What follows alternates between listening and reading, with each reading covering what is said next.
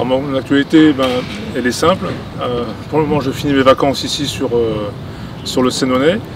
Et ensuite, je reprends mon activité de directeur technique régional de la Ligue d'Occitanie de basket pour commencer à préparer la nouvelle saison qui s'annonce, nous, dans la Ligue d'Occitanie.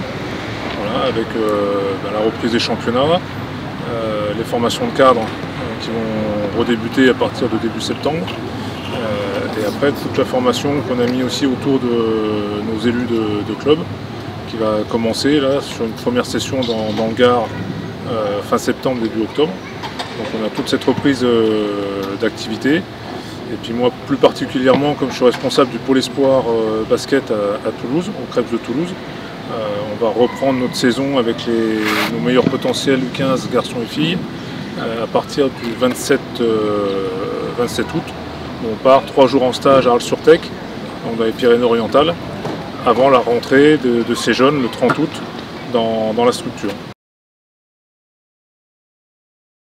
J'ai plein de souvenirs parce que le Clos Roi était un peu le QG de notre petite équipe là, avec Bruno Perrault, Claude Chavance, mon frère. On était toute une petite bande quand on jouait ici en U15, U18 et après en senior. On se réunissait pour venir jouer, pour se prendre en photo en train d'essayer de dunker.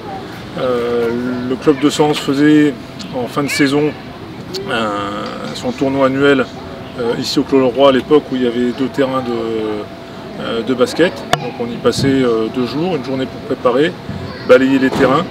Voilà, et la deuxième journée pour jouer. Donc des super souvenirs sur ce stade sportif. Je trouve ça génial, c'est méconnaissable, sur toutes les structures, que ce soit les toboggans pour les jeunes, la structure pour tout ce qui est trottinette, planche à roulettes, c'est gigantesque par rapport à ce qui existait avant. Et même la qualité de la rénovation du terrain de basket avec cette structure lisse, béton lisse, voilà, donne vraiment une bonne figure de ce Clos Roi qui en avait bien besoin. Voilà, qui je trouve était un peu laissé à l'abandon, et là on a vraiment une structure pour tous les jeunes qui veulent venir faire un petit peu de sport et s'amuser sur Sens, là, qui est vraiment de très bonne qualité.